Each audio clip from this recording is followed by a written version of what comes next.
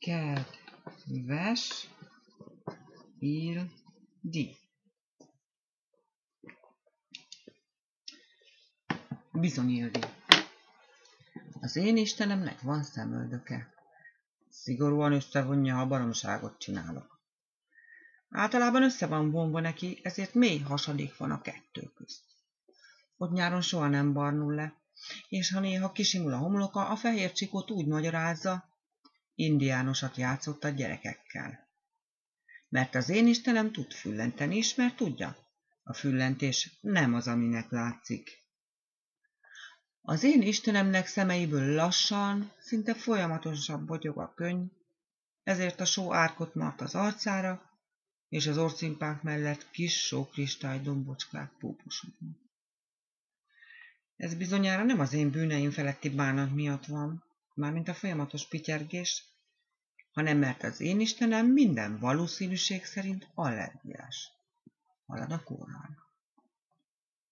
Viszont az isteni sóhalmoknak van előnye. Ha én kifogytam belőle, és desztillált víz patakzik már csak a szemeimből, csippent és kegyesen hint kicsit az én könnyeimbe, mert az én Istenem megadja a módját. Az én Istenem becsukja a szemét, ha papot lát, és ingújába törli a nyálmaradékot a köpés után. Viszont szívesen tér be a templomokba.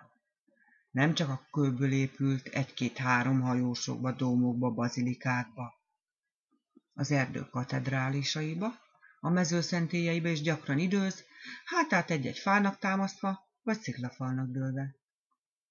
A tavak, források felett zengő, szitakötő szárny surlódásokból, szélhárfa futamokból a sáson, és a vízcsepp csicsergésből formálódó zsoltárokat pedig papírból formál, csákóba hajózva hallgatja csukott szemmel, kezében koktéllal. Mert az én Istenem tud élni is. Az én Istenem mindig megbocsát nekem, de előtte tart egy lelki fröccsöt.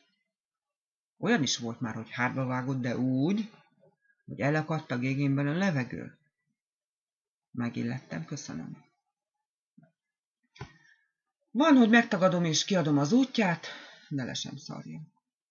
Van annyira bölcs, hogy tudja, a kétségbeesés és a düh elmúlik, és ismét hozzáfohászkodom majd, amikor már minden reményem oda. Mert nem ő irányítja az életet, hanem az élet irányítja őt, mégis. De, és ez a lényeg, huncut mosoly rezeg a szájzugában, és néha kipriszköli a falatot nevettében, amikor viccelek. Mert az én Istenem nem csak sírni, hanem röhögni is tud rajtam, a bohócom.